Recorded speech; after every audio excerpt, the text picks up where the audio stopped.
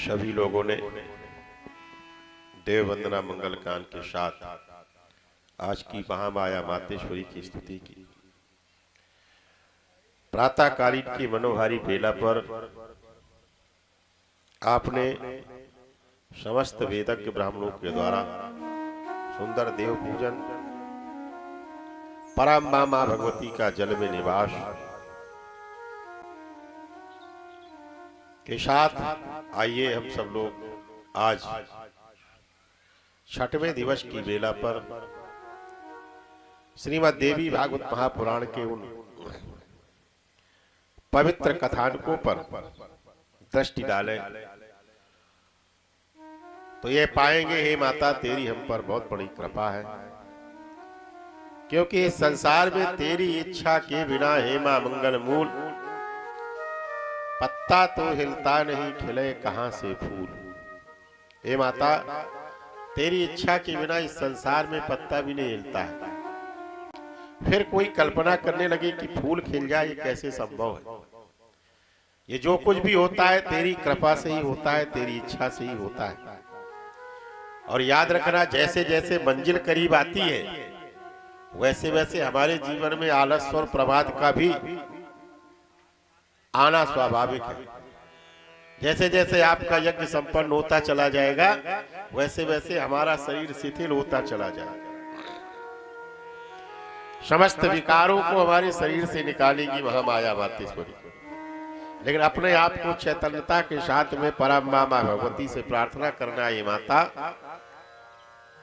या देवी सर्वभूतेषु शक्ति रूपेण संस्थिता नमस्तस्यै नमस्तस्यै नमो नमः। हे माता आप ही शक्ति स्वरूप है। इस संसार में जितनी भी चेतना शक्ति है वह आप ही है। हमारे भी भीतर जो शक्ति है वह आप ही है। इसलिए हमारी शक्ति को कमजोर ना होने देना। हम आपकी शरण में हैं। ये भाव के साथ में हम सब भगवती का भजन करते हैं। एक बहुत ही सुंदर महामाया मातेश्वरी के भजन के उपरांत आज की पावन कथा पर प्रवेश करते हैं। शरण रख लेना मात भवानी, शरण रख लेना मात भवानी, शरण रख लेना मात भवानी, शरण रख लेना मात भवानी। मात भवानी मेरी अम्बे महारानी, मात भवानी मेरी अम्बे महारानी, मात भवानी मेरी अम्बे महारानी, शरण रख लेना मात भवानी, शरण रख लेना, शरण रख लेना मात भवानी, शरण रख लेना मात। हम क्या बताएं तुमको सबकी खबर है, हम क्या बताएं तुमको। कई भाव के साथ हर हाल में हमारी तेरी नजर है, हर हाल में हमारी तेरी। हम क्या बताएं तुमको सब कुछ खबर है, हम क्या बताएं तुमको सब कुछ। हर हाल में हमारी तेरी नजर है, हर हाल में हमारी तेरी। जो तेरा फैसला है, जो तेरा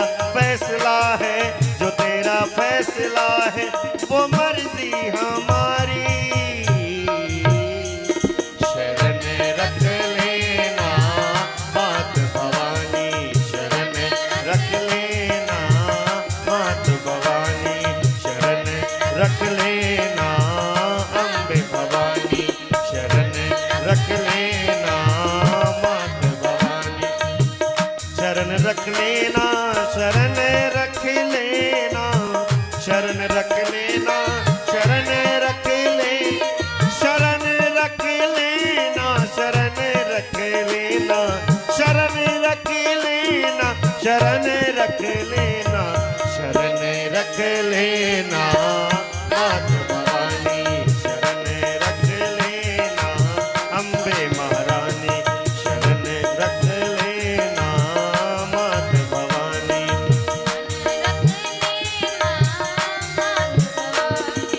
हम दास की यह अर्जी हमारी, हम दास की यह अर्जी हमारी, संकट हर लेना मर्जी तुम्हारी, संकट हर लेना मर्जी तुम्हारी। जो तेरा फैसला है, जो तेरा फैसला है, जो तेरा फैसला है, वो मर्जी हमारी।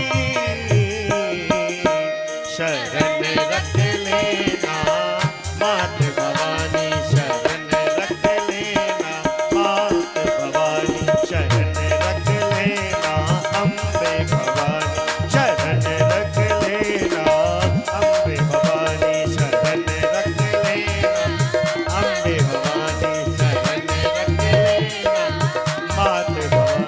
ओ मात भवानी मेरी अम्बे महारानी, मात भवानी मेरी अम्बे महारानी, मेरी अम्बे भवानी, मेरी अम्बे भवानी, मेरी अम्बे भवानी, मेरी अम्बे भवानी। शरण रख लेना मात भवानी, शरण रख लेना अम्बे भवानी, शरण रख लेना मात भवानी, शरण रख लेना मात भवानी, शरण रख लेना अम्बे भवानी, शरण रख लेना मात भवानी। मात भवानी मेरी अम्बे महारानी, मात भवानी, मात भवानी मेरी, मात भवानी मेरी, मात भवानी मेरी अम्बे महारानी, मात भवानी मेरी अम्बे महारानी, अम्बे महारानी मेरी अम्बे महारानी, अम्बे महारानी मेरी अम्बे महारानी मेरी अम्बे महारानी, अम्बे महारानी मेरी अम्बे महारानी। शरण रख लेना मात भवानी, शरण रख लेना मात भवानी, शरण रख लेना अम्बे भवानी, शरण रख लेना अम्बे भवानी, अम्बे भवानी, अम्बे भवानी। जयकारा शेरावाली का, बोल साचे दरबार की।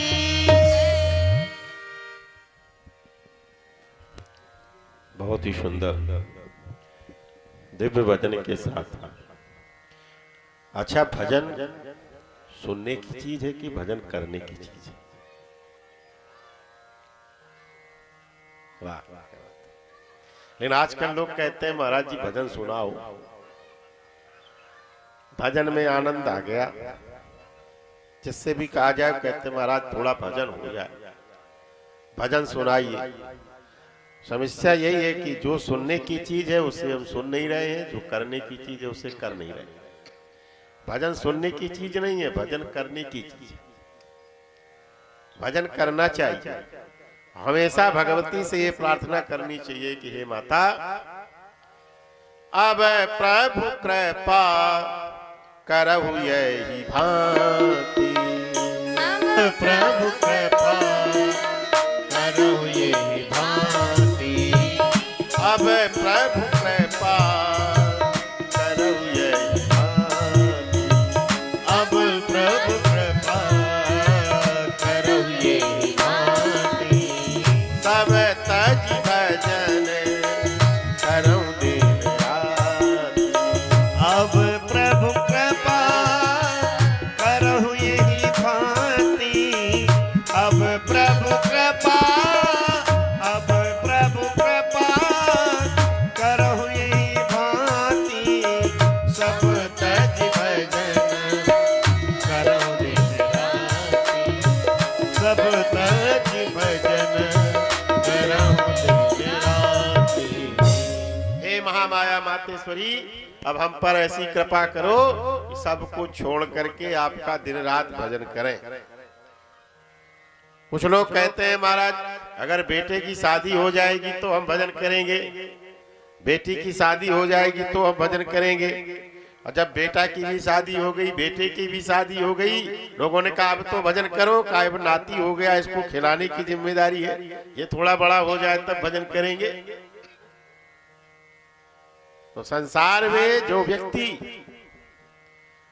इस माया में इस प्रकार से लिप्त है कि उसको भजन करने का समय ही नहीं मिलता है। भजन करना ये नहीं है कि बैठ करके एकांत में बैठ जाओ, केवल माला का जाप करो, ये भजन नहीं है, ये मंत्र का जाप है, ये भगवती का सुमिरन है।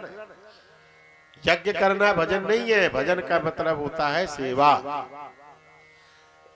हम इस शरीर से सेवा करें, मन से महामाया मातेश्वरी का स्मरण करें। किसकी सेवा करना है? अगर परमात्मा ने हमें बेटा दिया है तो बेटे को सेवा करके इस प्रकार से बनाए कि वो सक्षम हो जाए। अगर बेटी दी है तो उसको संस्कारित बनाए, ये सेवा है। और अगर हम पत्नी हैं तो पत्नी धर्म का पालन करते हुए पति की सेवा करें। पति की क्या इच्छा है, किस समय कौन सी आवश्यकताएं हैं, इन सब चीजों को समय के अनुसार करें, यही सेवा है। अगर हम पड़ोसी हैं तो एक अच्छे पड़ोसी बन करके दिखाएं और ऐसा कार्य करें जिससे हमारा पड़ोसी भी हमसे प्रसन्न रहे, यह सबसे बड़ी सेवा है। संसार में अपने धर्म का पालन करना ही सबसे बड़ी सेवा कहलाती है। मेरा धर्म कौन सा है? मुझे जिम्मेदारी भगवान ने क्या दी है? परिवार ने अगर मुझे जिम्मेदारी जानवरों की दी है तो फिर जानवरों का विधिवत मैं सेवा पानी समय पर करूं। भगवान ने जो भी मुझको जिम्मेदारी दी है उस जिम्मेदारी का निर्वहन करना, ये सबसे बड़ी सेवा है। लेकिन आजकल हम सेवा कराना तो चाहते हैं लेकिन सेवा करना नहीं चाहते। सब चाहते हैं कि हम किसी से पानी मंगाए तो लोग तुरंत दे दें, लेकिन हमसे कोई मंगाए तो हमारी नाक फूल जाती है। हम तुम्हें पानी ला करके दें, हम तुम्हारी सेवा करें। सब ये चाहते हैं कि हम किसी से कुछ कहें लोग सुन लें, लेकिन अगर कोई हमसे कुछ कहता है तो हमें सुनने में बुरा लगता है। प्यारे भाई बहनों, जीवन में महाभगवती यही चाहती है कि हमारे जीवन में जो भी जिम्मेदारियां हमको मिली हैं उसको अच्छे से निर्वहन करना। जैसे हम लोग कथा व्यास है, कथावाचक है, ब्राह्मण है, हम लोगों को अपनी जिम्मेदारी बनती है कि हम लोग अपने समय पर आकर के बैठ जाते हैं। अब आपको कथा सुननी है, आपकी जिम्मेदारी, आप समय पे आओ या ना हो, आपकी जिम्मेदारी होती है। आप भी समय पर आकर के बैठ जाओ तो उसका आपको लाभ मिलेगा, नहीं बैठोगे तो समय तो जा ही रहा। हम लोगों का एक जिम्मेदारी संकल्प दे दिया है यजमान ने कि हमें कथा सुनाई। अब हम तो कथा सुनाएंगे, कोई सुनने वाला सुने या ना सुने इससे कोई हमें मतलब नहीं। अच्छा, आप देखेंगे मेघे पानी बरसा रहे, दो घड़े रखे, एक घड़ा सीधा है, एक घड़ा उल्टा है। पानी बरसेगा, कौन सा घड़ा भरेगा? जो सीधा है वही घड़ा भरेगा ना। तो इस प्रकार से यहाँ तो कथा बरस रही है, माइक से भी बरस रही है, यहाँ भी बरस रही है। अब जो घड़े सीधे हैं वो आकर के भर जाएंगे, और जिनका दिमाग ही उल्टा है वो कहाँ से कथा सुनने वाले हो? बहुत लोग तो यही सोचते होंगे बुरे फंस गए, लगातार माइक बजता रहता है, ना कुछ काम करने देते, ना खुद इनके पास कोई काम है ना हमें करने देते, बड़ी तकलीफें भी होगी। अब सही बात है, जिनके दरवाजे पर माइक लगा हुआ है उनसे पूछो कितनी जोर से बोलना पड़ता होगा। अगर पानी मंगाना है तो बिल्कुल गला फाड़ के बोलना पड़ता होगा, पानी लाओ, कितना कष्ट होता होगा। लेकिन उनके कष्ट के कारण आप जरा देखो, बहुत लोगों को सुख भी मिलता है। जो लोग किसी कारणवश है, बीमार है या कोई कारण है कथा सुनने नहीं आ पा रहे, तो अपना घर में बैठे बैठे भगवान की कथा सुन लेते हैं, उनको उसका लाभ मिल जाता है। तो किसी को दुख मिलेगा तो किसी को सुख भी मिलेगा। अब आप देखते हो कि जब प्रकृति में ठंडी होती है, हमें आपको ठंडी लगती है, लेकिन उस सर्दी से फसलें पकती है बढ़िया। अगर ठंडी ना हो तो फसल भी नहीं पक सकती है। अब गर्मी आ गई है, बढ़िया आनंद है, हमें आपको गर्मी लगेगी, लेकिन प्रकृति से पानी ठंडा निकलने लगता है। तो कहीं ना कहीं प्यारे भाई बहनों, जीवन में भगवान जो करता है वो किसी के साथ अच्छा हो रहा है तो किसी के साथ बुरा हो रहा है। अब कोई व्यक्ति मर रहा है तो कोई व्यक्ति पैदा भी तो हो रहा है। अब केवल आप सोचे कि पैदा ही होते चले जाए, कोई मरे ना, तो बताइए हमारे आपके घर में रहने की जगह बचेगी? आज घर में 5 लोग हैं, कल को 5 के फिर 25 हो जाए, 25 के 500 हो जाए, मरना किसी को है नहीं है। अब बताओ कहाँ रहोगे, कहाँ कमरा करोगे? समस्या खड़ी हो जाएगी। इसलिए माया भगवती एक ऐसी है, ये सृजन भी करती है, पालन भी करती है और संहार भी करती है। समय पर किसान है, एक व्यक्ति ने कहा महाराज ये कैसे हो सकता है, वह कैसा पिता होगा जो पैदा भी करता है, पालन भी करता है और वही पिता संहार भी करता है, ऐसा कैसे हो सकता है। हमने कहा भैया आप क्या करते हो, कहा खेती करते हैं। हमने कहा खेती में बीजा कौन बोता है, कहा बीजा हम बोते हैं। हमने कहा खाद बीज पानी कौन लगाता है, कहा पानी हम लगाते हैं। हमने को जब बीजा बोया, आपने सृजन किया, फिर उसको पालने के लिए आपने पानी लगाया, समय समय पर खाद डाली, और इसके बाद जो फसल सूख जाती है तो काटता कौन है, कहा हम ही काटते। हमने को जिस प्रकार से तुम ही काट करके लाए, उसको खाया पकाया, इसी प्रकार से परमात्मा भी तो वही करता है। ये संसार खेती है, हम सब उसके बीजे हैं। भगवान ने हमें उत्पन्न किया और भगवान ने हमको पालन पोषण किया, और समय आने पर भगवान ने ये किसान की बात काट करके अपने घर ले आए। यही तो प्रकृति का नियम चलता रहता है। इसलिए कभी भी भगवान के नियम पर हस्तक्षेप नहीं करना चाहिए। हमेशा वो जो कर रहा है उसी में हमें स्वीकार कर लेना चाहिए और प्रसन्न रहना चाहिए। हर कार्य समय पर शोभा देते हैं। जैसे आप देखेंगे यहाँ हर कार्य सुबह से प्रारंभ हो गए, मंत्र जाप हो गए, ठीक समय पर बंद हो गए, कोई समस्या नहीं है। और ये माइक भी कथा के समय खुले और कथा के बाद बंद हो गए, कोई समस्या नहीं है। लेकिन अब पता लगे दिन भर माइक बजने लगे तो समस्या खड़ी हो जाएगी। कई लोग घर में बीमार भी होंगे, किसी के बच्चे पढ़ रहे होंगे, किसी की पढ़ाई चल रही होगी, अब उनके दरवाजे पे माइक लगा है, बच्चों की पढ़ाइयाँ चल रही हैं, बराबर माइक बजेगा तो इससे डिस्टरबेंस होता है। इसलिए हमारी जिम्मेदारी क्या बनती है, हमारा भी काम बन जाए और सामने वाले का भी काम बनना। वेदव्यास जी महाराज जन्मेजय जी को पावन कथा देवी भागवत की सुना रहे हैं। उन्होंने कहा आपने माँ भगवती के प्राकट्य का सुंदर प्रसंग मुझे सुनाया है, लेकिन ये माँ की महिमा कैसी है, ये करती क्या है, कैसी निराली है। माँ की महिमा को जान करने के लिए एक बार नारद जी को भी विष्णु जी से यही बात कहनी पड़ी।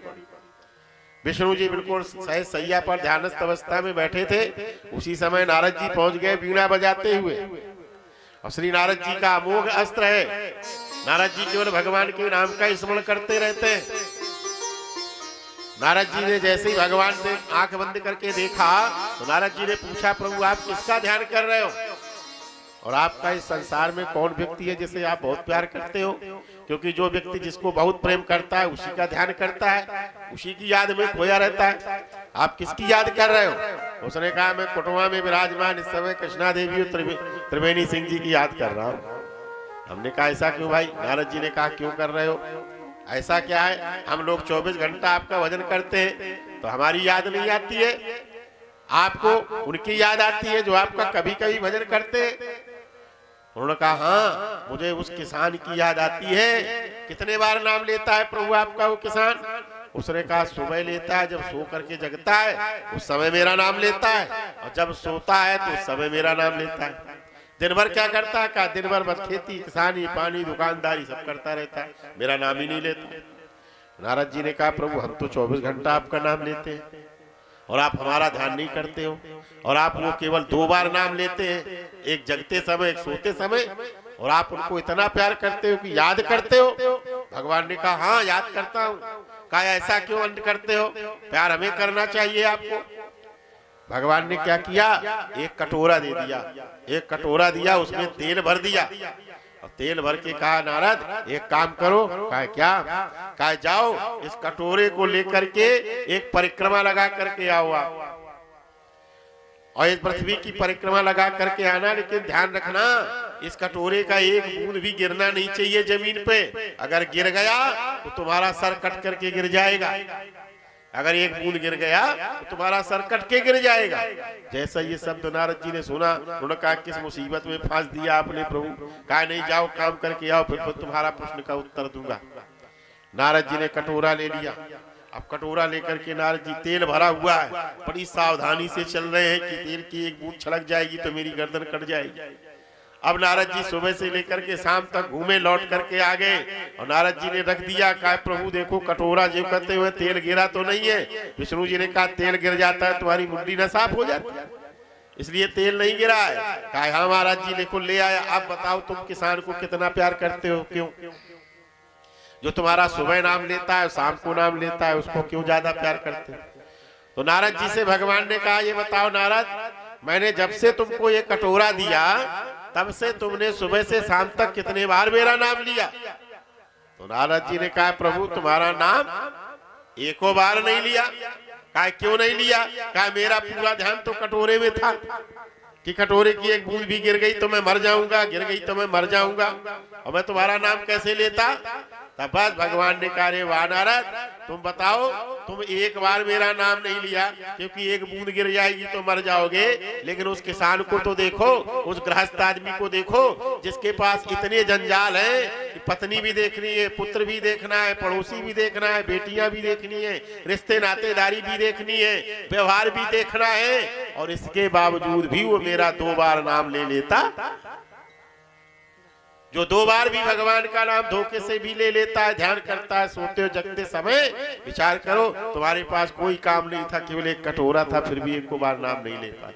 इसलिए तो कहा गया है, ग्रह कारज ना जंजाल, ग्रह कारज ना जंजाला, अति दुर्गम शैल ग्रह कारज ना जंजाला, ग्रह कारज ना जंजाला, ते अति दुर्गम शैल विशाला, ते अति दुर्गम शैल विशाला। ये गृहस्थी का कार्य है प्यारे भाई बहनों। जो लोग गृहस्थी में रह करके भगवान का केवल सुबह शाम 2 बार ही नाम ले लेते हैं, भगवान उनका सदैव ध्यान रखते हैं, क्योंकि ये गृहस्थी का कार्य बहुत बड़ा काम होता है। देखने में लगता है, आजकल माताओं बहनों से जब पूछा जाता है क्या काम कर लेती है आप, माताएं बहनें कहती है सुबह से लेकर शाम तक काम ही काम तो है, कब फुर्सत होती है। लेकिन जब भी पप्पू के पापा आते हैं यही कहते रहे तुम्हारे कोई काम धंधा तो है नहीं, रोटी बना लिया, बस झाड़ू लगा लिया, पोछा लगा दिया, कोई काम ही नहीं है। जबकि इनसे पूछा जाए, जब इनसे पूछा जाए तो सुबह से लेके कितना बड़ा काम करती है शाम तक। तो प्यारे भाई बहनों, इतना सब कुछ करने के बाद भी अगर आप भगवान का नाम ले रही हो तो भगवान निश्चित रूप से तुम्हें याद करता है कि कम से कम इतनी व्यवस्थाओं में भी उसको मेरा ध्यान है, चाहे जिससे भी पूछा जाए। हाँ, लेकिन आप वर्तमान की पीढ़ी की बात छोड़ दीजिए जो पूरा ध्यान मोबाइल पर लगा हुआ, जितना देखो सुबह से शाम तक मोबाइल चलाएंगे। अब पूछा जाए क्या काम करते हो, कहा बहुत बिजी रहते हैं। अब कहा कहाँ बिजी रहते हो, तो पता ही नहीं चलता, गेम खेलते रहते हैं कि क्या खेलते हैं। अच्छा, मोबाइल एक ऐसी बीमारी चल गई है कि जिनके घर में बच्चों के हाथ में है मोबाइल, तो समझ जाए जिंदगी में उनके हाथ से सब कुछ चला गया। जिनके हाथ में मोबाइल आ गया तो उनके हाथ से विकास चला गया, सब कुछ चला जाता है। अब वो अपना समय खो देते हैं। क्यों? घंटों मोबाइल पर लगे हुए, घंटों लगे रहते हैं। एक बार हमारे भी बच्चों ने कहा पिताजी मोबाइल आप भी चलाते हो? हमने को आधा घंटा मोबाइल चलाते हैं, 50,000 रुपए हमारे पास आ जाते हैं। उन्होंने कहा ये कैसे आ जाता? हमने को आधा घंटा में 50 कुंडलियां देख लेते हैं। लोग कुंडली दिखाते हैं ना, कुंडली दिखाते हैं, लोग अपनी हाथ रेखा भी भेजते हैं, वो भी सब देखते हैं, लेकिन हम ऐसे नहीं देखते। एक कुंडली के 500 रुपए ले लेते। तो ये तो अपना एक व्यवसाय भी है ना, अर्थकरीच विद्या है। अभी जैसे कल एक भैया यहाँ पर आए थे कि महाराज जी बच्चे कुंडली देख लेना, हमने को ले आना, 500 रुपया लगेगा। वो आज से कथा में भी नहीं आई। अरे भैया, कोई भी काम फ्री कराओगे तो तुमको भी फ्री ही रहना पड़ेगा। अब आप कुछ जानना चाहते हो तो कुछ तो लाना पड़ेगा। उनको आराम से भैया बैठे रहने दीजिए, नहीं तो फिर यहीं आगे को बैठ जाती है, पीछे की जगह खाली हो जाती है। बोलिए अम्बे जगदम्बे मैया की जय। श्रीमन्नारायण नारायण नारायण, श्रीमन्नारायण नारायण नारायण, श्रीमन्नारायण नारायण नारायण, श्रीमन्नारायण नारायण नारायण, लक्ष्मी नारायण नारायण नारायण, लक्ष्मी नारायण नारायण।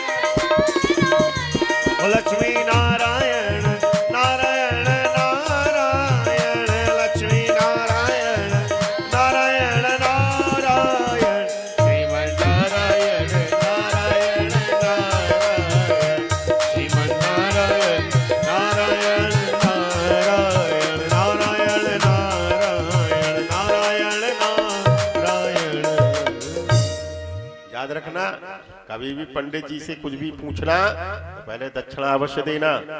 क्यों? बिना दक्षिणा के कुछ पूछोगे तो मन प्रसन्न होकर के नहीं कहेंगे। हाँ, बढ़िया बढ़िया भोजन कराना, इसके बाद दक्षिणा देना, फिर जो कुछ पूछोगे तो बड़ी प्रसन्नता के साथ बता देंगे।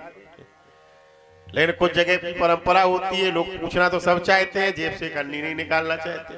तो पंडित जी कहेंगे दूसरा कोई घर देखा जाए, इतने में 4 घर देख लेंगे। हाँ? ऐसा होता है।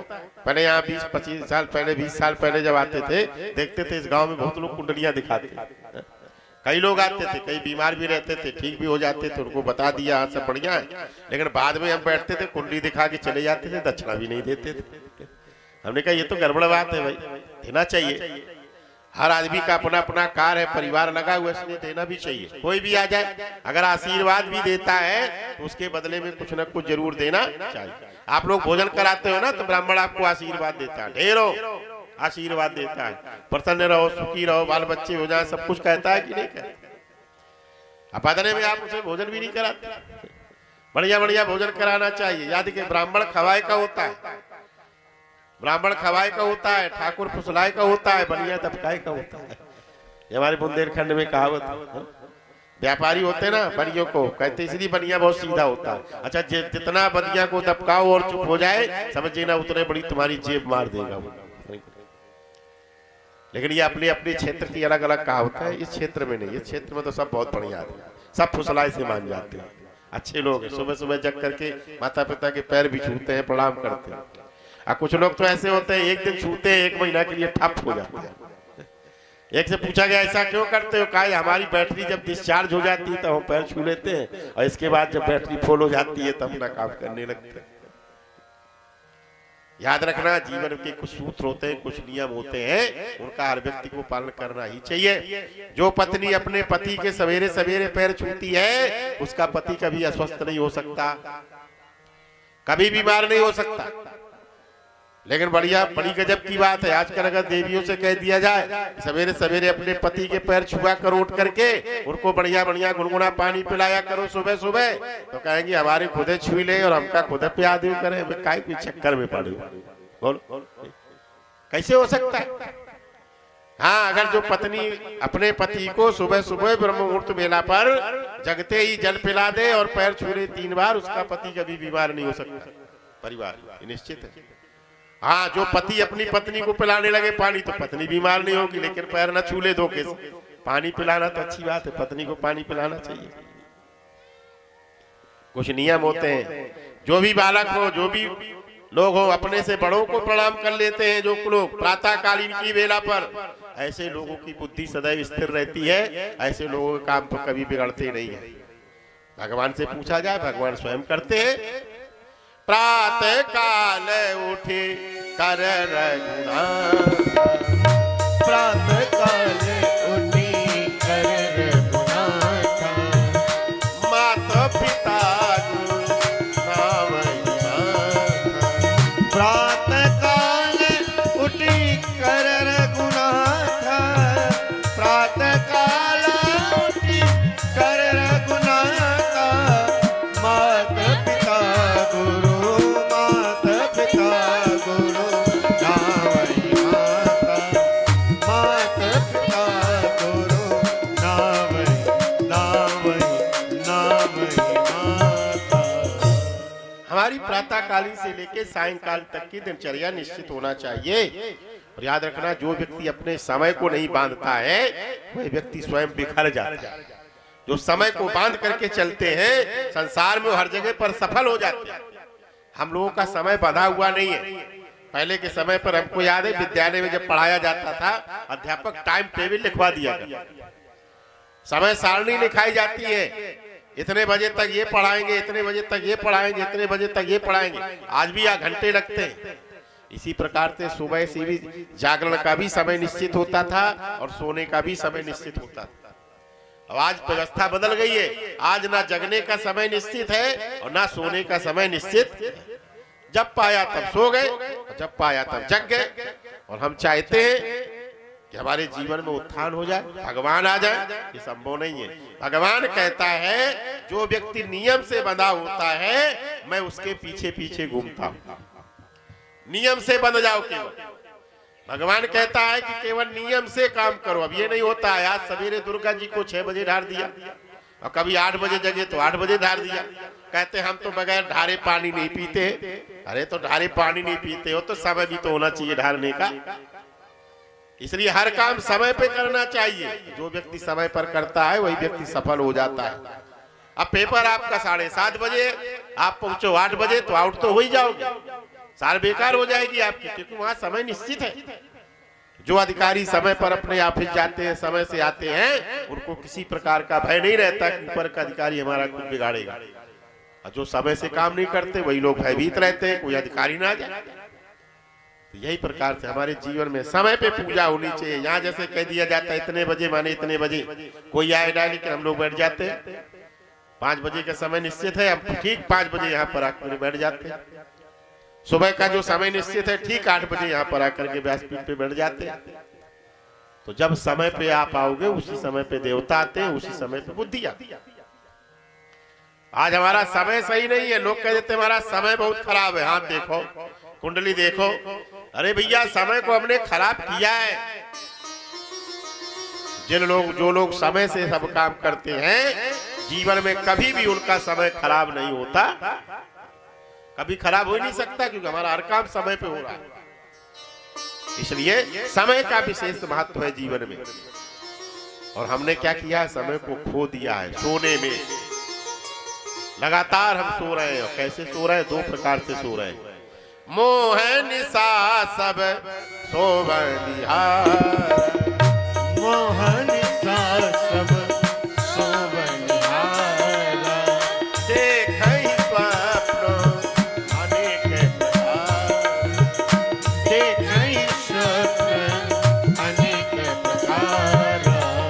मोह निशा सब सोवनिहार, मोह निशा सब सोवनिहार, देखहि स्वप्न अनेक प्रकार, देखहि स्वप्न अनेक प्रकार।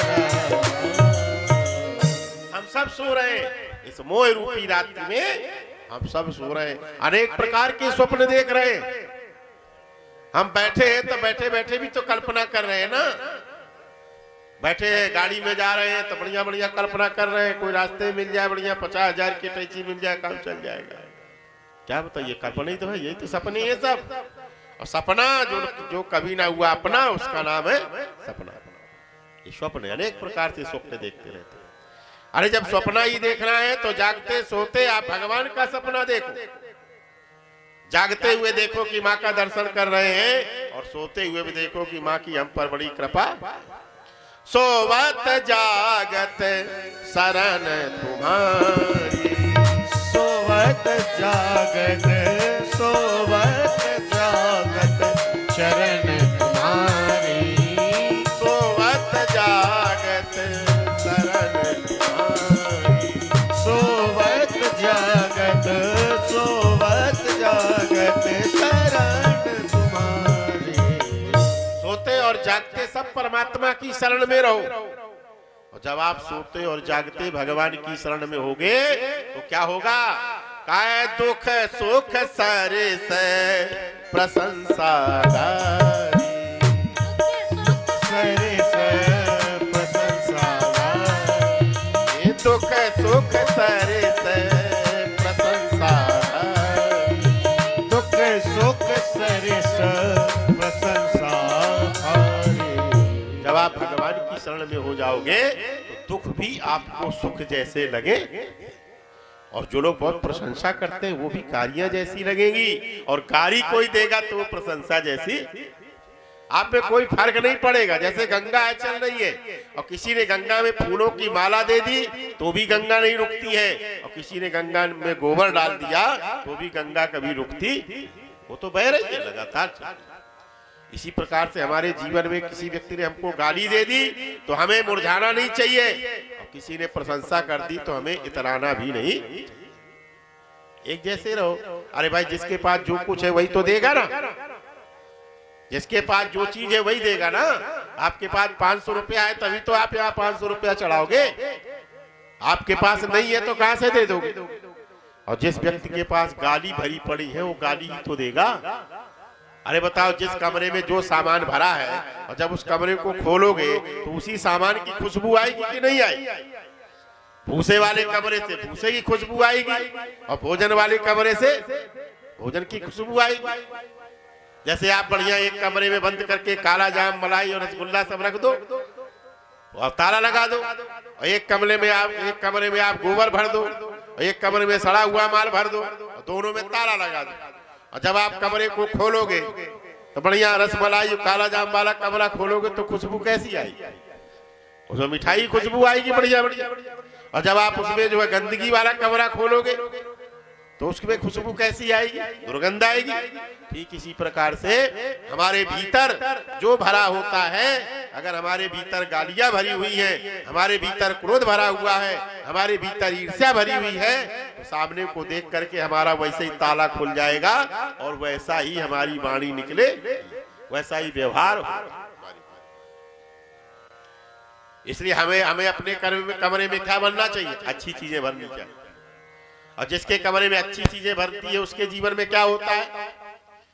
जहां सुमति तहां संपत्ति नाना, जहां सुमति तहां संपत्ति नाना, जहां सुमति तहां विपत्ति निधाना, जहां सुमति तहां संपत्ति नाना, जहां सुमति संपत्ति नाना, जहां सुमति तहां विपत्ति निधाना, जहां सुमति तहां, जहां सुमति तहां विपत्ति निधाना। जहां सुमति होती है प्यारे भाई बहनों, वहीं पर संपत्ति होती है। जहां पर परिवार में सुमति हो, पति पत्नी में सुमति हो, भाई भाई में सुमति हो, पड़ोसी पड़ोसी में सुमति हो, वहीं पर संसार की सारी संपत्तियां आती है।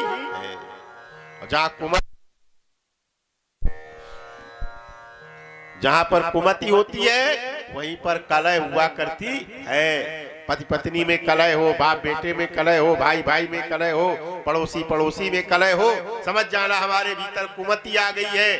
और ये कुमति और सुमति दोनों बहनें हैं, ये दोनों बहनें हैं। और रहती कहाँ है? ये दोनों का एक ही घर है, एक ही कमरा है, ये दूसरे कमरे में नहीं रहती है। ये कहाँ रहती है? का सुमति कुमति सब के उर रहा, सुमति कुमति हाँ, सुमति कुमति सब के उर रही, सुमति कुमति सब के उर रही, सुमति कुमति सब के उर रही। ये सबके उर में रहती है, सबके दिल में रहती है। सुमत का कमरा भी और कुमति भी, ये दोनों हमारे भीतर ही रहती है। और जिसके भीतर सुमति हो जाएगी उसके यहाँ जीवन में संपत्ति आ जाएगी। और याद रखना, संपत्ति केवल रुपया पैसा नहीं होता। संसार में सबसे बड़ी संपत्ति होती है उसका शरीर, उसकी पत्नी, उसका पुत्र और उसका परिवार। जिसकी पत्नी बहुत अच्छी है, शरीर बहुत स्वस्थ है, पुत्र भी अच्छे हैं, उनका परिवार भी अच्छा है, समझ जाना संसार की सबसे बड़ी संपत्ति मेरे पास है। और ये बताओ, खूब रुपया भरा पड़ा है लेकिन भाई भाई में मुकदमा चल रहा है, बोलो कोई अच्छी बात है क्या? खूब रुपया भरा पड़ा है, बाप बेटे में झगड़ा चल रहा है, बाप कहता है संसार का सबसे बड़ा पाप मेरा बाप। बताओ क्यों? एक अन्नी निकाल के नहीं देता है मुझको, ये भी बेटा है। याद रखना, जीवन में सबसे बड़ा पुण्य होता है, सबसे बड़ा फल होता है जिसका बेटा सबसे अच्छा हो या बेटी में सबसे अच्छी हो, ये फल है। जनक जी का फल क्या है? जनक जी ने जितनी भी तपस्या की, जीवन में जितनी साधना की, जितना अच्छा काम किया, तो लोगों ने कहा इनको फल मिला, कहा हाँ मिला, कहा क्या है? कहा जनक सुकृति मूरति वैदेही, जनक सुकृति मूरति वैदेही, जनक सुकृति मूरति वैदेही,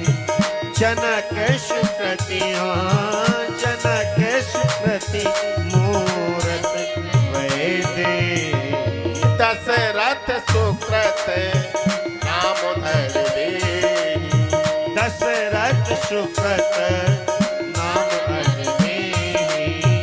दशरथ सुकृत नाम अजमेहि। जनक सुकृति मूरत वैदेही। जनक का सुकृत माने होता है पुण्य, सुंदर कृत, सुंदर कर्म। जो हमने जीवन में सुंदर सुंदर कर्म किए हैं, अच्छे अच्छे कर्म किए हैं, तो उनको बेटियां अच्छी मिलती हैं। जनक सुकृति मूरत वैदेही। दशरथ सुकृत राम धरे देहि। राजा दशरथ का जो पुण्य है, उनके साथ में साक्षात भगवान उनके बेटा बन करके आए। तो जो हमारे बेटे होते हैं ना, जो बेटियां होती हैं, हमारे कर्मों का ही फल होता है, उसमें हम दुखी ना हो। हमारा जो पति होता है ना, वो हमारे जिंदगी के कर्मों का ही फल होता है। हमको, हमने जो जीवन में कर्म किए हैं, उसी का फल आपको पति मिलता है। अब भला हो या बुरा हो, जैसा भी हो, पति तो हमारा। लेकिन जो चीज मिल गई है, उसके साथ निभाना सीखो जीवन में। यही संसार का सबसे बड़ा धर्म है। जो मिल गया है, उसी के साथ अपना जीवन यापन शानदार से निभाना सीखो। यही धर्म मिलता है। अब पता लगेगा कि हमें मिल तो गया है, और बाद में रोते हैं कि भगवान यही मेरी किस्मत में बधा था। बाद में कहते हैं तुम वहीं बधे थे, जब देखो तब झगड़ा करते रहते हो। पति से पूछा जाए पत्नी कैसी है, कहा महाराज हम ना पूछो, ये हमको यही मिली थी। जिंदगी में जैसी मिल गई है उसका स्वागत करो। जन्म विवाह है मरण गति सोई। जन्म विवाह मरण गति सोई। जहाँ जस लिखे तहाँ तस होई। जन्म विवाह मरण गति सोई। जन्म विवाह मरण गति सोई। जहाँ जस लिखे जहाँ जस लिखे तहाँ तस होई। जहाँ जस लिखे तहाँ तस होई। प्यारी भाई, जन्म हो, मृत्यु हो, विवाह हो, जहां जैसा लिखा हुआ है वैसा ही हमारे साथ होगा। अब हमारे साथ कुछ अच्छा हो जाए, कोई चीज हमको मिल गई है, वो अच्छी बन जाए। अच्छा ये बताओ, जब दूध होता है तो कैसा होता है? सफेद होता है। दूध जब खराब होता है, दूध जब खराब होता है तो क्या बनता है? दही बनता है ना। दूध बिगड़ता है तो क्या बनता है? दही बनता है। दही का रंग कैसा होता है? सफेद होता है। अच्छा दही जब बिगड़ता है तो क्या बनता है? नेनू बनता है ना, मक्खन। उसका रंग कैसा होता है? सफेद होता है। अच्छा जब मक्खन को बिलाया जाता है, आग में तपाया जाता है, तब क्या निकलता है? घी। घी का रंग कैसा होता है? वो भी सफेद होता है। मतलब क्या है कि संसार में कोई भी चीज जब बिगड़ेगी तो उससे कोई दूसरी चीज का निर्माण हो जाएगा। लेकिन याद रखना, हम कितना भी बिगड़ जाएं, लेकिन हम अपने रंग को कभी छोड़ेंगे, अपने स्वभाव को कभी छोड़ेंगे नहीं। दूध का स्वभाव है सफेदपन पर, है ना।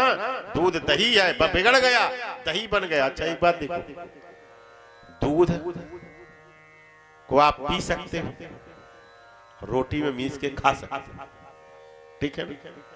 लेकिन जब दूध बिगड़ गया तो दही है, लोगों ने बताओ दही को कितनी जगह पे खा सकते हैं?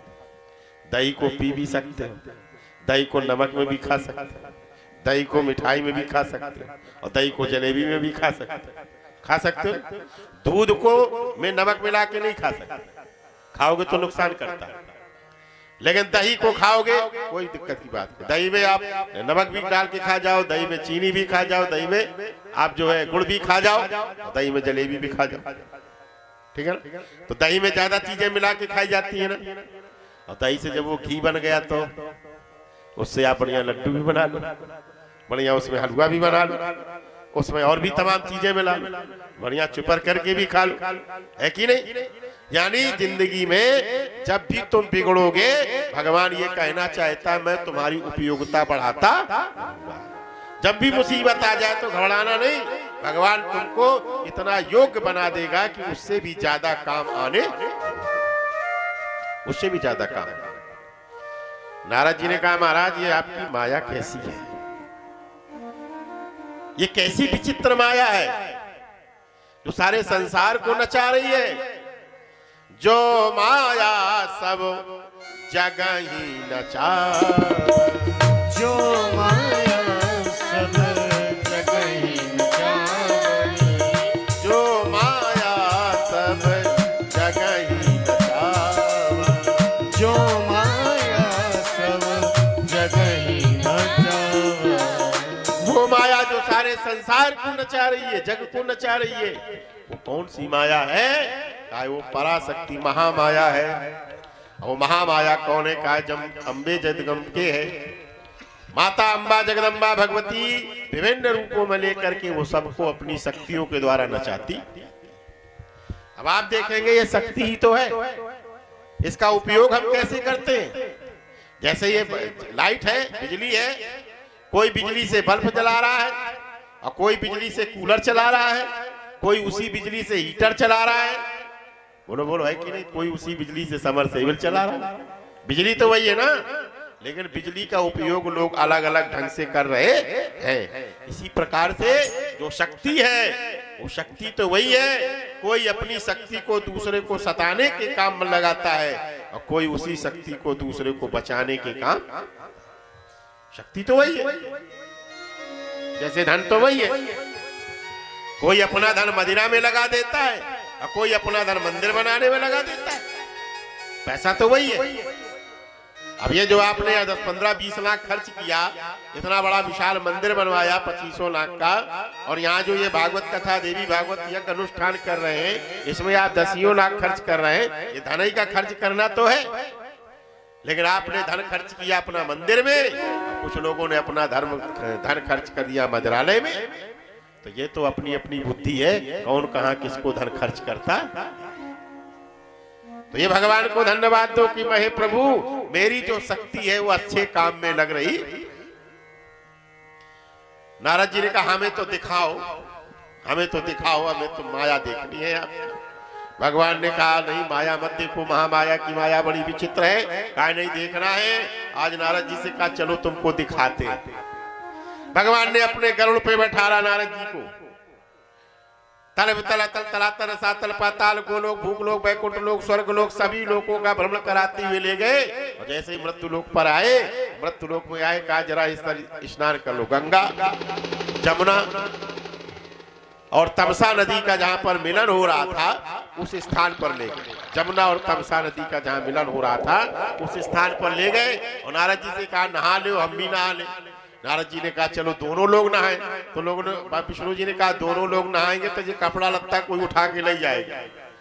यहाँ बदमाश लोग बहुत रहते हैं, कोल भील है, और कपड़ा लत्ता उठा के ले जाएंगे। तो कहा फिर नारद जी से कहा तुम नहा लो, तुम जल्दी नहा लेते हो, हम बाद में नहाएंगे, बढ़िया हम साबुन तेल लगाते हैं बढ़िया।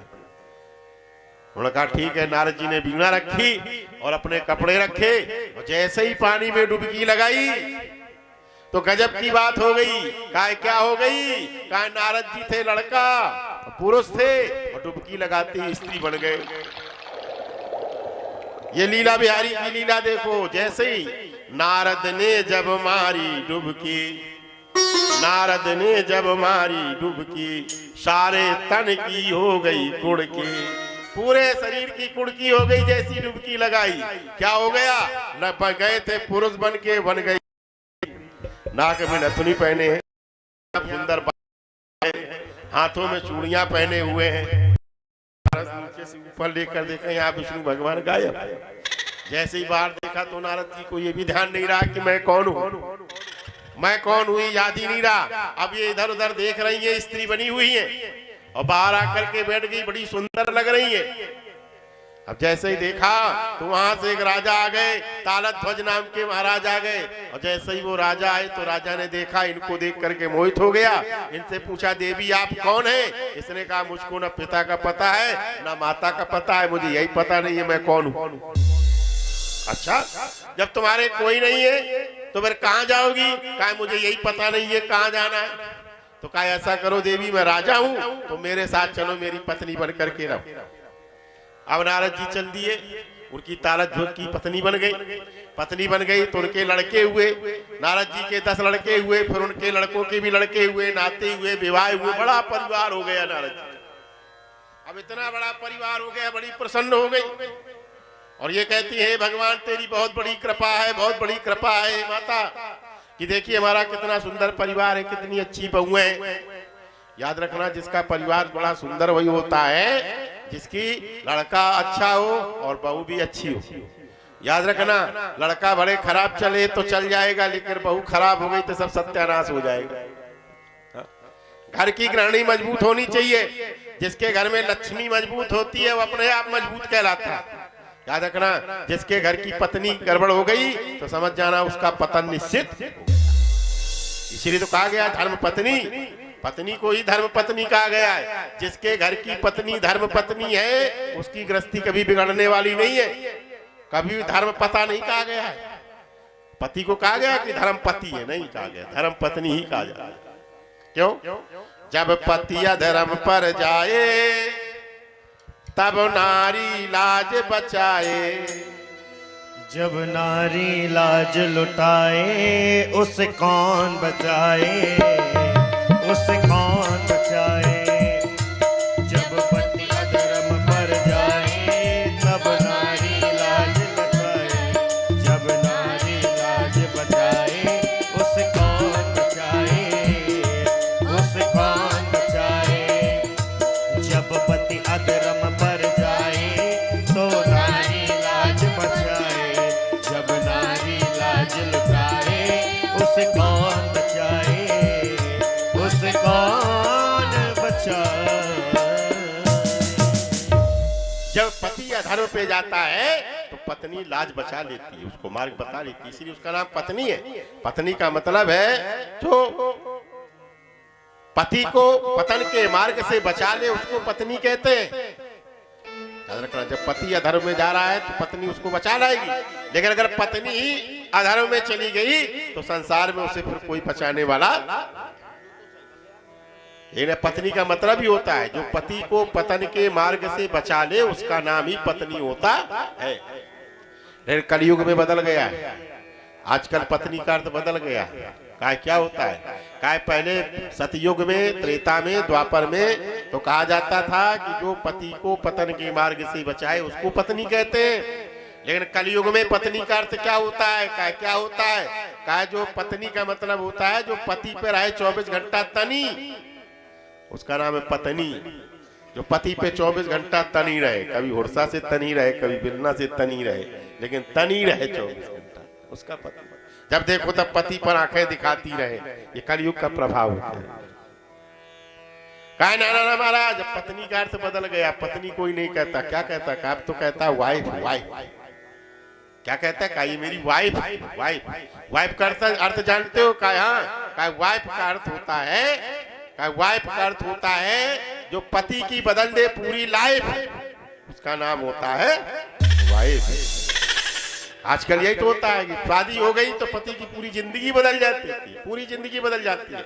शादी हो गई और जब पति बदल जाता है, पहले नशा करता था, नशा नहीं करता, ज्यादा बोलता है, बोलना बंद कर देता है।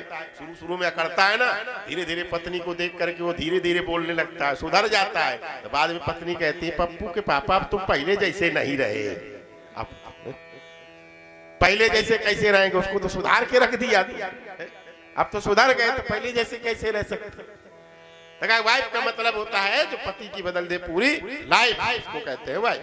कहा ना मॉडर्न जमाना आ गया, अब और बदल गया। कहा क्या है? कहा अब पति नहीं कहते। कहा क्या कहते? कहा पति को अब क्या कहते हो अंग्रेजी में? हस्बैंड। कहा अब हस्बैंड हो गए, पति नहीं हो गए। कहा हस्बैंड का अर्थ जानते हो? कहा क्या है? कहा जो हंस हंस के बाजे उसको कहते हैं हस्बैंड। बैंड बजता है ना, कहा हंस हंस के बाजे उसको हस्बैंड कहते हैं। कभी चिमटा से बाजे तो कभी होरसा बिलवा से बाजे, मगर उसको हस्बैंड, हंस हंस के बजता। पूरी जिंदगी के शब्दों का अर्थ ही बदल दिया लोगों ने। तो आज नारद जी बड़े प्रसन्न हैं कि मेरा परिवार बहुत अच्छा है, मेरे नाती पोते बहुएं सब कुछ बहुत अच्छे हैं, बड़ा प्रसन्न है। उसी समय तालध्वज की नगरी पर एक राजा ने आक्रमण कर दिया, और आक्रमण कर दिया तो नारद जी के जो 100 बेटे थे वो युद्ध में 100 के 100 बेटे मारे गए। देखो, इसीलिए ज्यादा इतराना नहीं कि मेरे पास सब कुछ है, भगवान पता नहीं कब छीन ले। इतराना नहीं, भगवान को सदैव धन्यवाद देते रहना कि प्रभु तेरी जब तक इच्छा है तभी तक मेरा परिवार है, और जिस दिन उसकी इच्छा नहीं रहेगी परिवार छिन्न भिन्न हो जाएगा। आज नारद जी ने देखा कि मेरा बहुत बड़ा परिवार है, अभिमान हो गया, देख अमित यापन परिवारा। उसी समय राजा ने जब आक्रमण किया तो पूरा परिवार में सभी बेटे जब मर गए तब तो ये बहुत विलाप करने लगी, रोने लगी, हाय विधाता सब कुछ छीन लिया। अच्छा ये बताओ, जब छीन लिया तो भगवान को दोष देते हो, और जब दे दिया तो भगवान को धन्यवाद भी नहीं देते हो। जब दिया था तो भगवान ने दिया था तो भगवान को धन्यवाद देना चाहिए कि भगवान तूने दिया, और जब छिन गया तो कहते हो भगवान तूने छीन लिया। ए भैया, अगर दोनों में भगवान को धन्यवाद दो तब तो भगवान की स्थिति ये बन जाए तो मैंने किया, बिगड़ जाए तो तुमने किया, ये कौन सी बात। अभी कोई काम अच्छा बन जाएगा तो कहेंगे अरे हमने किया है तभी तो बना है। खेती बहुत अच्छी हो जाए तो कहेंगे भैया तुम्हारी फसल बहुत लहरा रही है, तो कहते हैं अरे वाह बढ़िया, मैंने समय पे पानी दिया, खेत खाद डाला, बीजा दिया, सब कुछ किया, मेहनत की है, इसलिए इतनी अच्छी फसल पैदा हुई है। और कहीं बिगड़ जाए तो कहते हैं भगवान ने सब बिगाड़ दिया। अरे भाई, भगवान न बनाता है न बिगाड़ता है, याद रखना। अगर दोनों में भगवान का स्मरण करो तो धन्यवाद है। मुझे बेटा मिल गया, बहुत बहुत भगवान तेरा धन्यवाद है, चला गया, भगवान तेरी बहुत अच्छी लीला है, दोनों में खुशी रहना चाहिए। लेकिन आज नारद जी विलाप कर रहे हैं। वहीं पर एक ब्राह्मण जी आए, पंडित जी ने कहा भैया आपके बेटे मर चुके हैं, उनके तरण तारण है तो श्राद्ध करिए, तर्पण करिए, जाइए गंगा में स्नान करिए। और जैसे ही गए नारद जी वहीं पर आए, वही भगवान विष्णु ही पंडित जी का भेष बना करके पहुंच गए। नारद जी से कहा, राजा तालध्वज से कहा दोनों जने जाओ गंगा और तमसार के बीच में जाके स्नान करो और अपने पुत्रों के तरण तारण हेतु पिंडदान करो। और जैसे ये कहा वो लोग गए स्नान करने के लिए, नंदी मुख श्राद्ध आदि करने के लिए। तालध्वज और नारद जी जो नारी बने थे ना, महारानी बन गई थी, वो महारानी ने भी श्रृंगार करके ना अपने पति के साथ में डुबकी लगाई। और जैसे ही डुबकी लगाई तो नारद जी फिर बन गए नर से नारी, अब बन गए नारी से नर। दोबारा डुबकी लगाई कि नारद ने जब, हमें गीत नहीं याद आ रहा, बहुत अच्छा गीत है, बहुत समय का है, वो चल रहा था। नारद ने जब मारी डुबकी, उनकी तन की हो गई कुड़की, नारद बन गए नर से नारी। बड़ा अच्छा गीत था, लेकिन उम्र के साथ साथ सब भूलता चला जाता है, इसलिए बहुत अच्छा। जैसे ही नारद जी ने डुबकी मारी तो बन गई थी महारानी। अब फिर नारद जी बन करके निकर पड़े, और जब नारद जी निकर पड़े तो राजा तालध्वज अपनी पत्नी को ढूंढ रहे हैं तलवार। कहते हे इधर तो गई थी पप्पू की अम्मा, वो कहाँ गई। डुबकी लगाई थी रानी ने, निकर पड़े ये बाबा, वो कहाँ चले गए। अब बाबा जी ने देखा तो भगवान विष्णु बिगड़ा लिए हुए उनकी और कपड़ा लत्ता लिए इंतजार कर रहे थे। जैसे ही डुबकी लगाते समय छोड़ के गए थे वैसे ही बैठे थे। नारद जी तो भगवान को देख करके यहाँ आने लगे। अब राजा रोने लगा। राजा ने कहा हे भगवान, मेरे लड़के भी मर के चले गए, अब मेरिया भी चली गई, ये कहाँ चली गई। विलाप कर रहे हैं नाना प्रकार से। अब नारद जी को भगवान विष्णु ने देखा, कहा भैया कहाँ गए थे। नारद जी ने कहा महाराज पता नहीं, हम तो यहीं थे, लेकिन हमें पता लगा कि हम तो स्त्री बन गए, हमारे लड़का बच्चा हो गए, सब कुछ हो गया, और ये सब कहाँ हो गया, हम जेब के तो खड़े। इतना युग समय बीत गया। जैसे हम और आप देखते ना, रात में सोते समय सपना देखते हैं, और सपने में हम लोग कितना बड़ा बड़ा देखते हैं। सपने में इतना बड़ा सपना देखा हमने कि नाना प्रकार से विवाह हो गया, लड़के बच्चे हो गए, व्यापार बढ़ा, कारोबार बढ़ा, और एक झटका में सपना खुला तो सबका सब ज्यों का त्यों। तो ये संसार एक सपना है। आज भगवान विष्णु ने नारद जी से कहा महाराज देखा, यही माया है कि जो माया सब जगह नचावा, ये सारे संसार को नचाती है। हम ही स्त्री बन जाते हैं, हम ही पुरुष बन जाते हैं, ये शरीर छोड़ दिया गया, आत्मा ज्यों की त्यों रहती है। और जैसे हमारे विचार होते हैं उसी प्रकार का नया शरीर हमको प्राप्त हो जाता। याद रखना, अंतमति सुगति, आखिरी में हमें जैसा याद आएगा। अगर आखिरी में हमें कल्लू की अम्मा याद आएगी तो अगले जन्म में हम कल्लू की अम्मा बन जाएंगे। हाँ, जो याद आएगी वही बनेगा। ये नियम है। देखो भगवान शंकर को याद कौन आते हैं? भगवान विष्णु याद आते हैं। तो भगवान विष्णु कैसे है ये बताओ? जो पानी के भीतर रहेगा वो गोरा होगा कि काला होगा? जो एसी के भीतर रहेगा, धूप में नहीं निकलेगा, बढ़िया एसी में रहेगा, पानी में रहेगा, दूधों में नहाएगा, दूध में रोज नहाता है, दूध के सागर में रहता है, उसको काला होना चाहिए कि गोरा? बोलो बोलो, उसे तो गोरा होना चाहिए ना। और जो व्यक्ति दिन भर धूप में रहे, भरी छाव में रहे, सर्दी सहे, जाड़ा सहे, बरसात सहे, उस व्यक्ति को कैसा होना चाहिए? वो तो ऑटोमेटिक काला हो जाएगा। अभी 4 दिन आपको धूप में देखो चैतारा है, काटने के लिए भेज दिया जाए तो गोरी गोरी चमड़ी काली काली हो जाएगी, बिल्कुल काली मुरझा जाओगे कि नहीं मुरझा जाओगे? कहा मुरझा जाएंगे। तो कहा देखो जो कैलाश पर्वत पर बाबा रहता है दिगंबर भेष में, 12 महीना धूप भी देखता है, हवा भी देखता है, 12 महीना तपता है, कोई छतरी भी नहीं है, खुले आसमान में रहता है, लेकिन वो गोरा है। भगवान शंकर कैसे हैं? कर्पूर गौरम करुणावतारम संसार सारम भुजगेंद्रहारम। भगवान गोरे, कपूर के समान गोरे। एक ने कहा क्यों गोरे हैं? कहा भगवान शंकर विष्णु जी का ध्यान करते हैं। विष्णु जी क्षीर सागर में रहते हैं, दूध के समुद्र में रहते हैं, दूध में नहाते हैं, दूध पीते हैं, बराबर उसी में रहते हैं, इसलिए विष्णु जी को ध्यान करते हैं। तो विष्णु जी का जो रंग गोरा होना चाहिए वो शंकर जी का रंग गोरा हो गया, क्योंकि वो विष्णु जी का ध्यान करते हैं और विष्णु जी शंकर जी का ध्यान करते हैं, इसलिए शंकर जी का रंग नीलकंठ है, शंकर जी का रंग काला होना चाहिए। तो आज भगवान नीलांबर हो गए हैं। नीलांबुजस्याम मलकोमलांगम सीता समारोपितवाम। महाराज भगवान का रंग स्वयं नीला हो गया। भगवान शंकर नीलकंठ है ना, नीलकंठ का ध्यान करते करते वो स्वयं नीले हो गए और भगवान शंकर भगवान विष्णु का ध्यान करते हुए स्वयं गोर कपूर के समान गोरे। मतलब क्या है? जो व्यक्ति जिसको देखता है, जिसके बारे में सोचता है, उसका शरीर भी वैसा ही हो जाता, वैसा हो जाता। अब तुम लोग चेक कर लो, कुछ लोग तो ऐसे होते हैं जो कुत्ते के साथ में खेलते हैं, कुत्ते को सोचते रहते हैं, हाय मेरा कुत्ता कहाँ चला गया, पूसी कहाँ चली गई। अब वो लोग सोचे कि मैं मरने के बाद हम कहाँ बनेंगे, क्योंकि जब तुम्हें कुत्ता ही कुत्ता याद रहेगा तो तुम अगले जन्म में कुत्ते ही बन। जब देखो तब आजकल बड़ी विडंबना हो गई है, जहाँ गाय पालनी चाहिए वहां लोग कुत्ते पाल रहे हैं। दरवाजे पे पहले लिखा रहता था, हर एक के दरवाजे में पहले लिखा रहता था दरवाजों में, यहाँ से निकले जो नर नारी सबको सीता राम हमारी, ये लिखा करते थे दरवाजे। और दरवाजों में पहले लिखते थे नाथ सकल संपदा तुम्हारी, मैं सेवक समेत सुत नारी, ये लिखा करते थे। लेकिन अब किसी के दरवाजे जाओ तो शहरों में देख लेना दरवाजों में लिखा है सावधान यहाँ कुत्ते रहते हैं। इंसान नहीं रहते, कुत्ते रहते हैं, सावधान, कुत्तों से सावधान। कैसी जिंदगी बदल गई। अरे चाल बदल गई कलयुग में, भूले नर नार चाल बदल गई। चाल बदल गई कलयुग में, भूले नर नार चाल बदल गई। हाँ, चाल बदल गई कलयुग में, भूले नर नार चाल बदल गई। देख तेरे संसार की हालत क्या हो गई भगवान, कितना बदल गया इंसान, कितना बदल गया इंसान।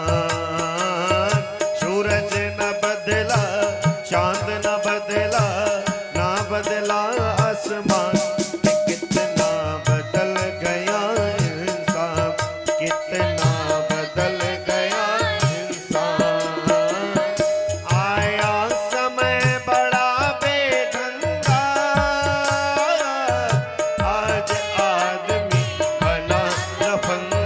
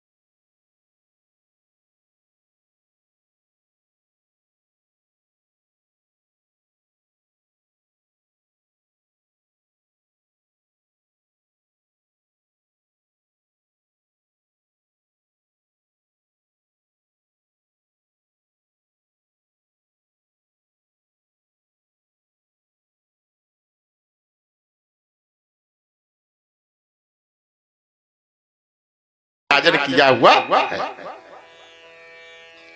हमारे आपके जीवन में आना ही चाहिए।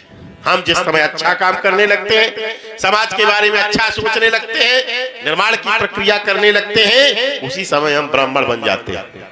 और जिस समय हम समाज की रक्षा करने का भार चिंता करने लगते हैं, उसी समय हम क्षत्रिय बन जाते हैं। और जिस समय हम अपने कारोबार, व्यापार, परिवार को पालन पोषण के लिए कारोबार बढ़ाने लगते हैं, व्यापार बन जाते हैं। और जिस समय हम सारे कार्य को संचालन करने के लिए मजबूती से खड़े हो जाते हैं, तो हम सेवा का कार्य करके शूद्र बन जाते हैं। प्यारे भाई बहनों, ये कोई जाति नहीं है। जब वेदों में आप पढ़ोगे तो हर चीज की एक विशेषता है, डिग्रियां हैं। कौन क्षत्रिय है, कौन ब्राह्मण है, कौन शूद्र है, कौन वैश्य है, ये डिग्रियां हैं। जैसे आज डॉक्टर, मास्टर, IAS, PCS की डिग्रियां हैं, उसी प्रकार से हमारे यहाँ सनातन पद्धति में ये डिग्री कहलाती थी कि जो इस श्रेणी पर पहुंच जाएगा वो ब्राह्मण। अब बताओ, वशिष्ठ जी सतयुग में भी है, वशिष्ठ जी त्रेता में है, वशिष्ठ जी द्वापर में भी है, वशिष्ठ जी कलयुग में काहे नहीं भाई? जरा विचार करो, ऐसा कोई पुराण है? विश्वामित्र सतयुग में भी है, द्वापर में भी है, त्रेता में भी है, लेकिन कलयुग में क्यों नहीं है भाई? हमने पुरानी पद्धतियों को हटा दिया है। विश्वामित्र की डिग्री प्राप्त करने वाले विश्वामित्र कहलाते थे। राजा परीक्षित का जब हुआ, कलयुग में हुआ, 5000 साल पहले थे। संदीपन ऋषि थे, गौतम, जाबाल, व्यास, वाल्मीकि, वामदेव, कपिल, कणाद से यहाँ ब्रह्म ज्ञानी थे। अब आप बताइए, किसी के सामने द्विवेदी, त्रिवेदी, चतुर्वेदी लिखा है क्या? कहीं भी वेद पुराण में नहीं लिखा है कि वशिष्ठ जी द्विवेदी, गौतम जी द्विवेदी, त्रिवेदी, चतुर्वेदी, कहीं लिखा है क्या? नहीं लिखा। ये तो सब अब लिख गया है जब से ये कलयुग का कलुषित वातावरण पैदा हो गया। कहीं पर भी किसी के सामने जाति वंश नहीं लिखा। याद रखना, ये केवल विदेशियों की साजिश है कि हमको आपस में लड़ा करके लड़े मरे भाई भाई।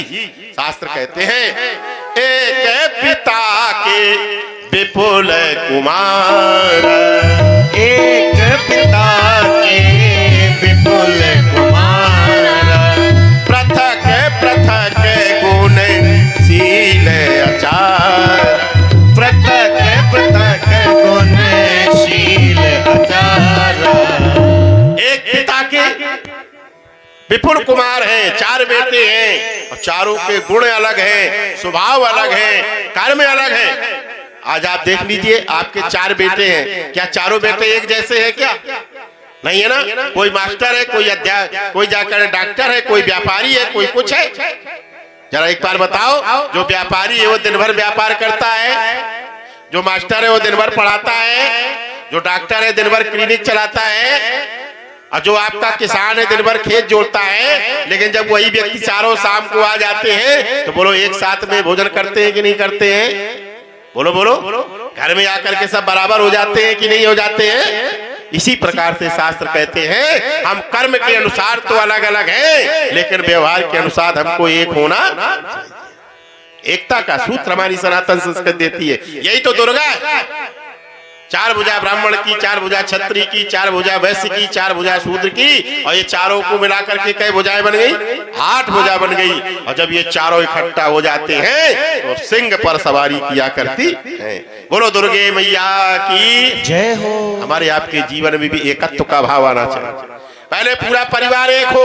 हमारे अगर 4 भाई हैं तो याद रखो, एक पिता ने 4-4 बेटों को पैदा किया है।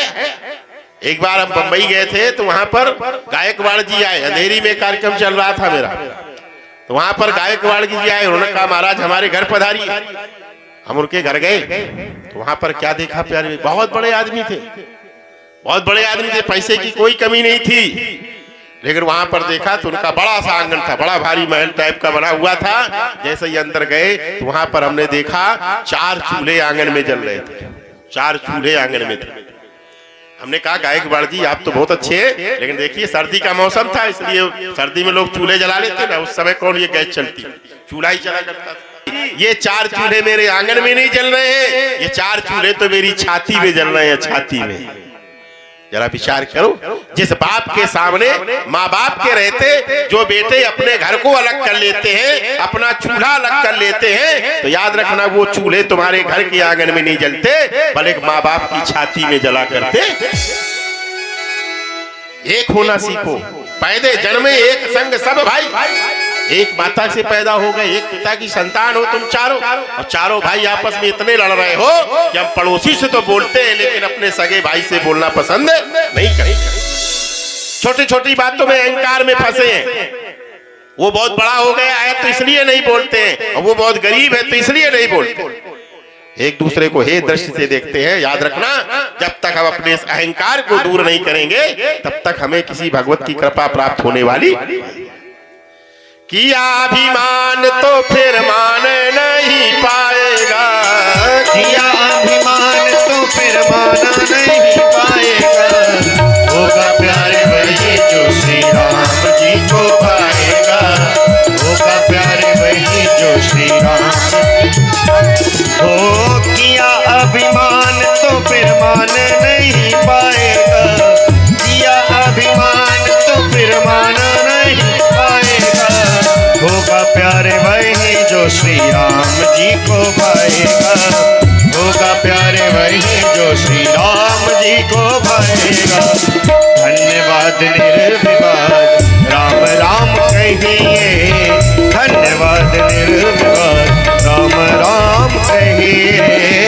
चाहे विधि रखे राम कहिए, सीताराम सीताराम सीताराम कहिए, सीताराम सीताराम सीताराम कहिए। चाहे विधि रखे राम चाहे विधि रहे, हो चाहे विधि रखे राम चाहे विधि रहिए। फल असत्यात शुभ काम करते रहिए, फल असत्यात शुभ काम करते रहिए। चाहे विधि रखे राम चाहे विधि रहिए। और सीताराम सीताराम सीताराम कहिए, सीताराम सीताराम सीताराम कहिए। चाहे विधि रखे राम चाहे विधि रहिए, चाहे विधि रखे राम चाहे विधि रहिए, चाहे विधि रखे चाहे विधि रहिए। ये परम माँ भगवती का संदेश है प्यारे भाई बहनों। भगवान विष्णु ने नारद जी को समझाया, ये वो महामाया है जो हमारे सारे संसार के मन को मोहित करने वाली है। हमें उस महामाया की शरण में जाना है, माता रानी की शरण प्राप्त करनी है। तो जीवन में आप एक चीज भूल जाइए, आप जो सबके प्रति द्वेषता का भाव रखते हैं, आपके जीवन में किसी प्रकार का अहंकार है, आप उसका परित्याग कर देंगे, निश्चित रूप से माया माई तुरंत प्रकट हो जाएगी। माता की कृपा आपको तुरंत हो जाएगी। और जिस दिन आपने अभिमान किया उस दिन संसार में आप कोई मान पाने के अधिकारी नहीं रहे। हमें किस चीज का अभिमान है, जरा विचार करो, कितने दिन का है? आपको अपनी सुंदर चमड़ी का अभिमान है, मैं बहुत सुंदर हूँ। जरा विचार करो प्यारे भाई बहनों, जब तक आपकी उम्र 30-40 वर्ष तक है तब तक आप इस शरीर पे चाहे इतना फेस वॉश लगा लो, चाहे इतनी फेयर लवली लगा लो, ये चमकेगा। और जैसे ये शरीर 70 पार कर जाएगा तो ना तो कोई ब्यूटी पार्लर काम करेगा और ना ही कोई फेयर लवली का। आपको इस शरीर का ईमान है ना, ये एक उम्र के साथ ढल जाता है। आपकी उम्र 90 साल की हो गई, फिर लगाओ चाहे जो विष्णु पाउडर, काम करेगा नहीं करेगा, एक जैसी स्थिति हो जाती है। आपको धन का अभिमान है, याद रखना जिस दिन ये धन नष्ट हो जाएगा उस दिन तुम्हारा अभिमान भी नष्ट है।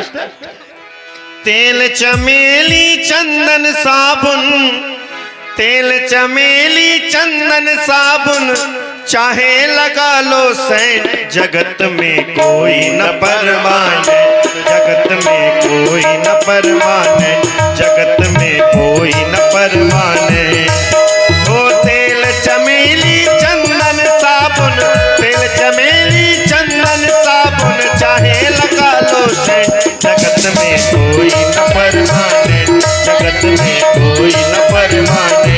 प्यारे जीवन के दिन चार, प्यारे जीवन के दिन चार, सोच समझ के इसको जीना, सोच समझ के इसको जीना, ना जाए बेकार। प्यारे जीवन के दिन चार, प्यारे जीवन के दिन चार, प्यारे जीवन के दिन चार, प्यारे जीवन के दिन चार। ओ तेल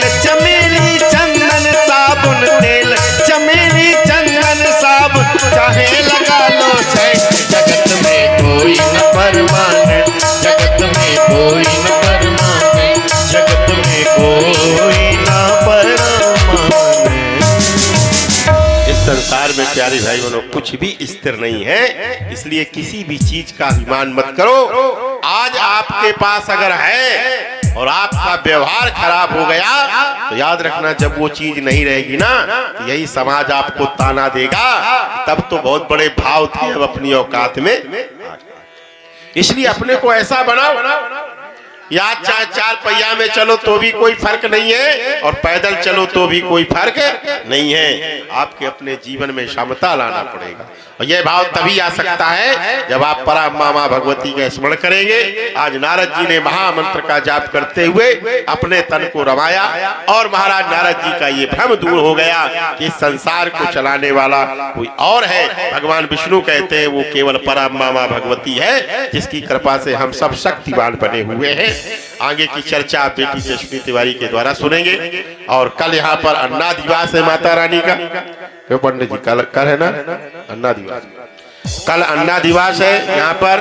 तो माता रानी को जैसे आज जल से पूरित किया गया है कल अन्न से पूरित किया जाएगा। बहुत ही भाग्यशाली लोग होंगे जिनके घर का अन्न माता रानी को अधिवास कराने में आएगा। माता रानी को ऊपर डालना होता है, वो जैसे जल का स्नान कराते हैं वैसे माता रानी को अन्न का भी पूरा ढकते हैं। अन्न से किस भाग्यशाली के अन्न से ढकते हैं ये तो भगवती जाने, उनकी कृपा है। वो कहो 5 किलो में ढक जाए, कहो 50 क्विंटल लग जाता है, कुछ पता नहीं चलता। ये उनकी कृपा है, वो कितने में अपना काम होता है। और इसके बाद फूलों का वास होगा तो फूलों की भी व्यवस्था लगभग 50 किलो 1 क्विंटल जो भी होगा उसकी व्यवस्था भी फूल जहाँ भी मिले उसकी उपलब्धता कराई जाएगी, फल कराई जाएगी। फल फूल नित्य ने आपको अनुष्ठानाचार्य जी आपको समय समय पर बताते रहेंगे। इसके बाद 9 तारीख को सैया दिवस होगा, माता रानी का श्रृंगार करके माँ को सुलाया जाएगा। तो जो भी माता बहन परिवार इस गांव के लोग चाहते हो कि माता रानी का हमें श्रृंगार भेंट करना है तो वो 9 तारीख को भेंट करेंगे माता रानी को श्रृंगार प्रातःकालीन। यहाँ पर उनका सैया दिवस बना के श्रृंगार करके विधिवत उनको सुलाया जाएगा।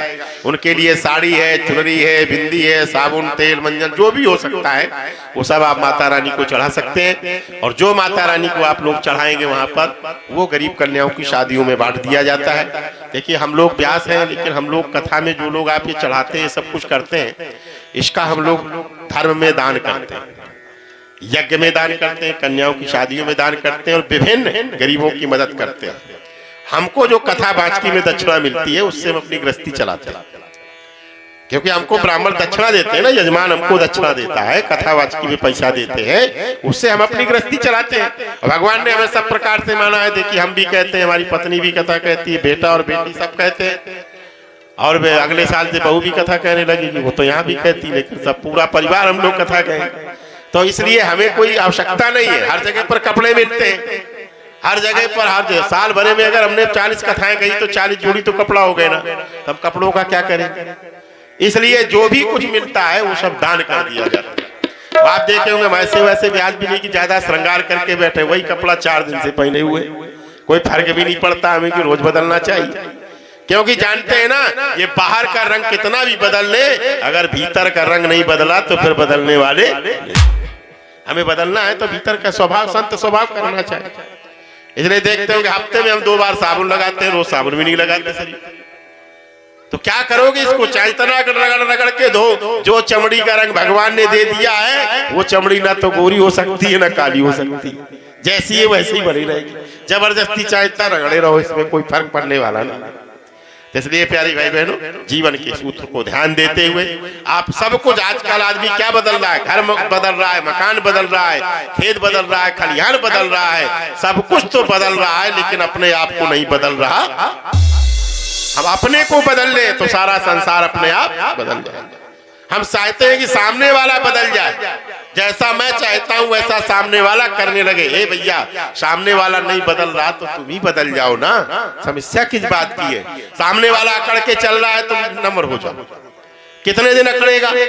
और एक बात ध्यान देना प्यारे भाई बहनों, झुकता वही है जिसमें जान होती है, अकड़ तो केवल मुर्दे की पहचान। जिस व्यक्ति में जान होगी वही व्यक्ति झुकेगा, वही व्यक्ति विनम्र होगा। और जो जितना अकड़ता है समझ जाना उतने ज्यादा सूखा हो गया है और ये व्यक्ति मर चुका है, उसकी भावनाएं मर चुकी हैं, इसीलिए वो नहीं झुक रहा है। आप बताओ ये डंडा सूखा है, इसमें रस नहीं है, चाहे इतना झुकाओ ये नहीं झुकेगा, टूट जाएगा। लेकिन अगर जिस डाली में रस होता है वो डाली अपने आप झुक जाती है, झुक जाती है। सूखी डाली टूट जाती है लेकिन झुकती नहीं है। इसी प्रकार के प्यारे भाई बहनों, समाज में जो भाई भाई के सामने ना झुके, जो पड़ोसी पड़ोसी के सामने ना झुके, जो बड़ों और छोटों का सम्मान न करे, समझ जाना वो व्यक्ति सूखा हो गया है, वो व्यक्ति मरणासन स्थिति में पहुंच रहा है। इसलिए झुकना सीखो संसार में। और जो व्यक्ति विनम्र होते, जो व्यक्ति बहुत ऐसे होते हैं जो छोटे में बहुत झुकते हैं, बड़ा सेवा करते हैं, सत्कार करते हैं अपने माँ बाप का, और जैसे जैसे बड़े हो जाते हैं वैसे वैसे उनका सत्कार और सम्मान करना भूल जाते हैं। तो समझ जाना ये लोग मरने की कगार पर सूखे होते चले जा रहे हैं। जिस डाली में शुरुआत में रस होता है झुकती जाती है, वही डाली जब बड़ी हो जाती है तो फिर झुकना बंद कर देती है, तो फिर वो झुकती नहीं है, तो उसको टूटना पड़ता है या तो फिर कुल्हाड़ी से कटना पड़ता। तो प्यारे भाई बहनों, जीवन के सूत्र को ध्यान रखना। माँ भगवती के हम भक्त बन रहे हैं, माता रानी आपके गांव में आ रही है, इसलिए अपने जीवन के अहंकार को छोड़ करके आप महामाया मातेश्वरी विश्व मोहिनी की शरण में आइए। और इतनी बड़ी व्यवस्था आपको चौहान परिवार ने दी है जिसके लिए आप उनका कर्ज मर करके भी नहीं चुका सकते हो। आप इतनी बड़ी व्यवस्था यहाँ पर कर दी है माता रानी की ओर से। ये मंदिर बनवा करके पूरे गाँव के कल्याण के लिए संकल्प किया है। आप जिस प्रकार से उनका सहयोग कर सकते हो करिए। आगे की चर्चा आप बेटी के द्वारा श्रवण करेंगे। बोलिए दुर्गे मैया।